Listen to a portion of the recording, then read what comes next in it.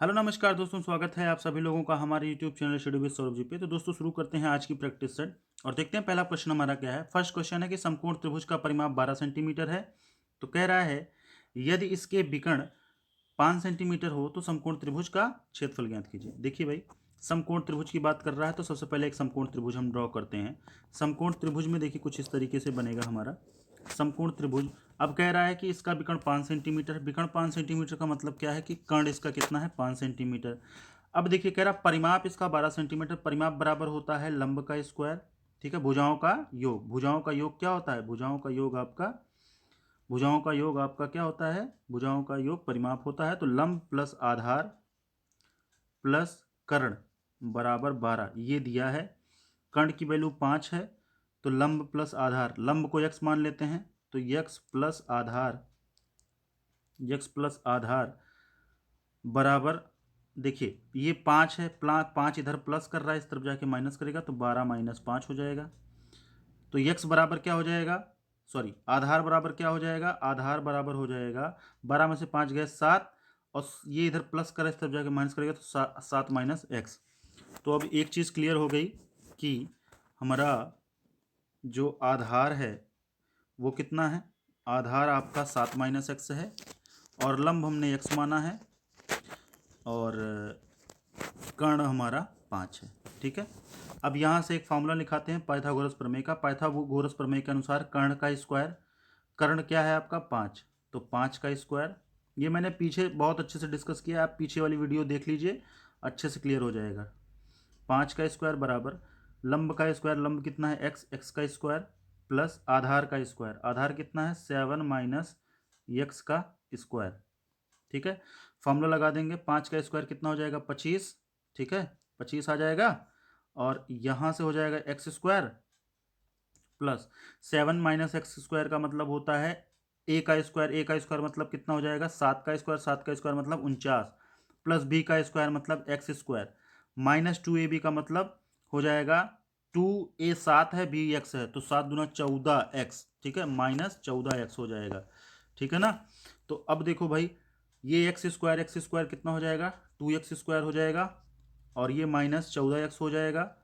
ये प्लस 25 इस तरफ आएगा, क्या हो जाएगा माइनस हो जाएगा, तो 49 माइनस 25 कितना हो जाएगा प्लस 24 हो जाएगा, और इधर पूरा हमारा जीरो बच जाएगा। अब यहाँ हम 2 से भाग दे सकते हैं सभी को। जब हम 2 से भाग देंगे तो हमारा समीकरण हो जाएगा x square minus 14x, sorry 2 से भाग देंगे तो 7 बचेगा, 7x प्लस 12 बराबर 0, क्योंकि 24 को 2 से भाग दोगे तो 12 आएगा।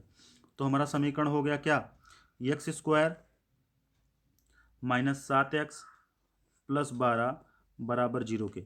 अब देखो भाई, हम सीधे सीधे मैंने पीछे बताया है कि ये जो आपका कांस्टेंट होता है इसका क्या करते हैं, गुणनखंड करने पर 12 आवे और जोड़ने पर या घटाने पर क्या आवे 7 आवे। तो जैसा कि आपको पता है -4 गुणे -3 बराबर क्या होता है 12 होता है, और प्लस -4 प्लस -3 बराबर कितना होता है -7 होता है। तो हम यही चीज़ यहाँ पे फॉलो कराएंगे। तो -4 -3 इसके दो गुणनखंड होंगे, तो इन दोनों गुणनखंड को यूज करते हुए हम लिख सकते हैं x square minus 4x minus 3x। अब देखो भाई -4x minus 3x minus 7x और 4×3 12, वो भी माइनस माइनस क्या हो जाएगा प्लस हो जाएगा बराबर 0। x यहाँ से कॉमन ले लो, बचेगा x minus 4, minus x minus 3 common ले लो तो क्या बचेगा यहाँ पे बचेगा आपका x माइनस 4 बराबर 0। ये x माइनस 3 एक ब्रैकेट में हो जाएगा, ये x माइनस 4 यहाँ से कॉमन ही था, और बराबर 0। तो एक बार ये x माइनस 3 बराबर होगा 0 के, एक बार x माइनस 4 बराबर होगा 0 के। तो x माइनस 3 बराबर 0 के तो x बराबर 3 हो जाएगा, x माइनस 4 बराबर 0 के तो x बराबर 4 हो जाएगा। तो x की दो वैल्यू आ गई 3 और 4, ठीक है ना, 3 और 4 दो वैल्यू आ गई। अब भैया देखिए ध्यान से, मैंने कहा था, आपने क्या माना था, एक लंब को x की अगर वैल्यू हम 3 रखते हैं तो आधार की वैल्यू 4 हो जाएगी, क्योंकि 7 माइनस 3 4 हो जाएगी। और जब हम 4 रखेंगे इसको तो आधार की वैल्यू क्या हो जाएगी, तब आपकी आधार की वैल्यू 3 हो जाएगी, क्योंकि 7 माइनस 4 बराबर 3 के। तो ये दो चीज़ हो रही है, दो वैल्यू, लेकिन दोनों वैल्यू क्या आ रही है 4 या 3, इसके अलावा कोई नहीं आ रही है। तो आप ये कह सकते हो कि एक वैल्यू 5 होगी, एक वैल्यू 3 होगी, एक वैल्यू 4 होगी। जैसा कि समकोण त्रिभुज का क्षेत्रफल का सूत्र है 1/2 आधार गुणे लंब, तो आधार कितना है, आधार 4 है, लंब कितना है 3 है, तो 2 दूना 4 और 2 तिहाई 6 हो जाएगा, 2 तिहाई 6 हो जाएगा। तो 6 वर्ग सेंटीमीटर मतलब 6 सेंटीमीटर का स्क्वायर, यही आपका आंसर हो जाएगा। ये क्वेश्चन था और इस क्वेश्चन का आंसर था। काफ़ी इजी क्वेश्चन था, बस थोड़ा सा हमें इसे सॉल्व करने की ज़रूरत थी, ठीक है ना। तो option number B correct answer होगा। नेक्स्ट क्वेश्चन देखते हैं। देखिए नेक्स्ट क्वेश्चन कह रहा है कि त्रिभुज ए बी सी में अंतः कोणों का अनुपात 3:2:1 में है, तो कोण ए माइनस कोण बी का मान ज्ञात कीजिए। भैया देखिए क्या करना है, सबसे पहले आप एक त्रिभुज बना लो। एक त्रिभुज बना लिया। अब आपको पता है त्रिभुज के तीनों अंतः कोणों का योग कितना होता है, 180। तो angle A plus angle B plus angle C बराबर क्या होगा, 180 के होगा, ठीक ना। तो angle A angle B angle C अगर 180 के बराबर होगा और इनका अनुपात दिया है 3:2:1 का, तो हम एंगल ए बराबर 3x मान सकते हैं, एंगल बी बराबर 2x मान सकते हैं और एंगल सी बराबर x मान सकते हैं। तो हम इसका योग भी लिख सकते हैं कि 3x plus 2x plus x बराबर 180 के। तो 3 2 5 1 6, 6x बराबर 180 के, तो x बराबर हो जाएगा 6 त्रिक 18 मतलब 30 डिग्री के। तो x की वैल्यू अगर 30 डिग्री आ रही है तो इसको चाहिए angle a minus angle b के। Angle a minus angle b क्या है, 3x माइनस 2x। तो 3x 3 त्रिक का 9 90 और 3 दूना 6 माइनस 60। तो 3 90 माइनस 60 कितना आ जाएगा, 30 डिग्री आपका आंसर होगा। ऑप्शन नंबर सी आपका करेक्ट आंसर है, ठीक है ना। चलिए नेक्स्ट क्वेश्चन देखते हैं। नेक्स्ट क्वेश्चन कह रहा है यदि एक समचतुर्भुज की प्रत्येक भुजा 10 सेंटीमीटर हो तो विकर्ण 12 सेंटीमीटर हो, तो समचतुर्भुज के क्षेत्रफल ज्ञात कीजिए। समचतुर्भुज क्षेत्रफल है। समचतुर्भुज की क्षेत्रफल की विशेषता यह होती है कि इसकी सभी भुजाएं समान होती हैं। दिया गया है 10 सेंटीमीटर, तो ये भी 10, ये भी 10, ये भी 10 और ये भी 10। प्रत्येक कोण 90 अंश। और इसका क्या बताया गया है, एक चीज बताया गया है कि इसके विकर्ण जो हैं 12 सेंटीमीटर का है, तो ये 2 विकर्ण होगा, तो दोनों विकर्ण आपस में एक दूसरे को जब काटेंगे तो ये दूरी बराबर होगी, ये दूरी आपस में बराबर होगी, ठीक है ना। तो कितना दिया गया है, एक विकर्ण 12 दिया गया है, तो इसका मतलब ये दूरी कितनी हो जाएगी। इसको थोड़ा सा हम लोग बड़ा डायग्राम बनाते हैं।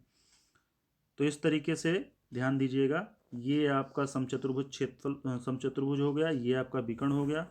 जब यहाँ से विकर्ण काटेगा तो अगर ये 12 सेंटीमीटर है तो ये 6 सेंटीमीटर होगा, ये भी 6 सेंटीमीटर होगा। ये आपका क्या होगा, ये आपका 10 सेंटीमीटर होगा।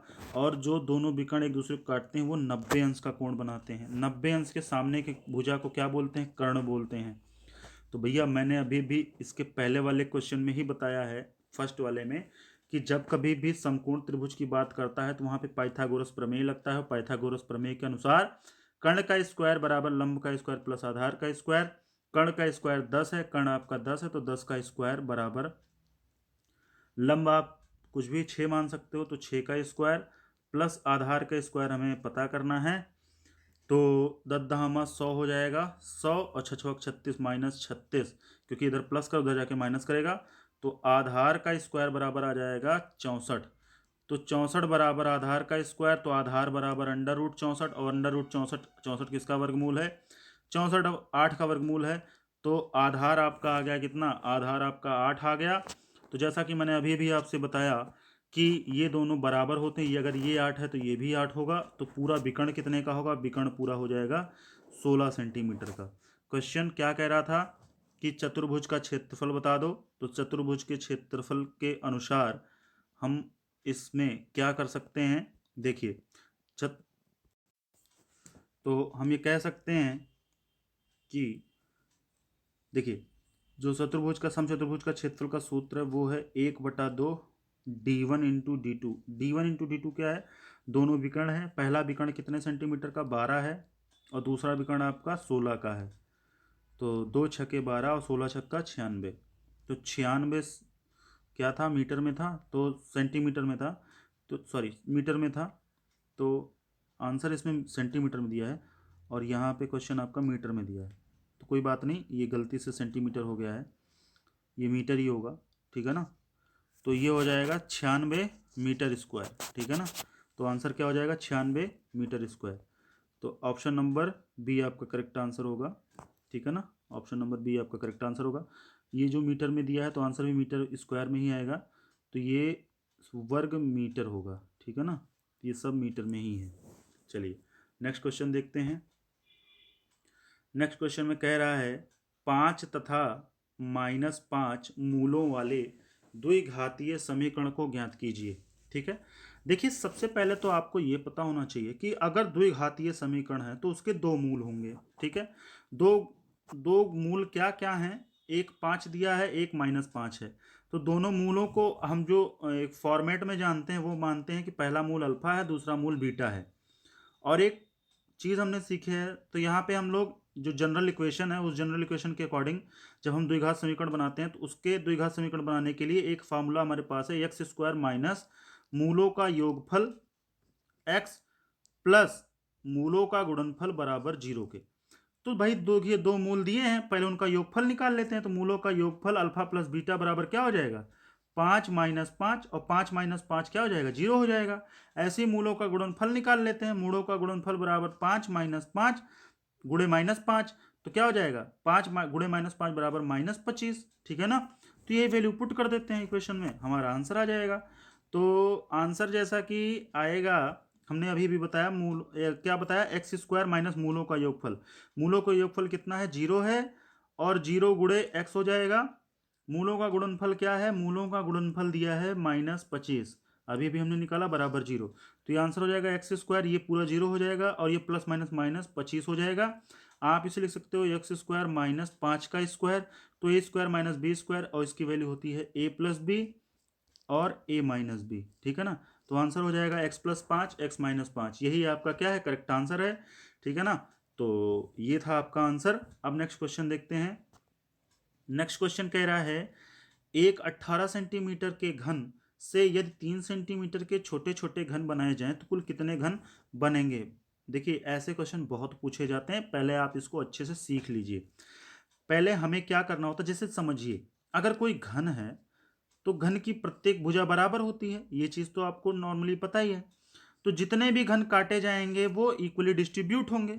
तो जो भी घन आएगा इसमें, जितने भी घन आएंगे वो इसके आयतन के बराबर ही आएगा। तो छोटे घन का आयतन और बड़े घन का आयतन अगर हम निकाल लें और बड़े घन के आयतन को छोटे घन के आयतन से बराबर भाग दे दें तो हमें क्या मिल जाएगा, हमको कुल घनों की संख्या मिल जाएगी। तो आप ऐसे फॉर्मूले के रूप में भी इसे लिख सकते हो, घनों की संख्या बराबर बड़े घन का आयतन बटे छोटे घन का आयतन। और जैसा कि आपको पता है कि घन का आयतन बराबर होता है भुजा का क्यूब। तो भुजा कितना है बड़े घन का 18 सेंटीमीटर।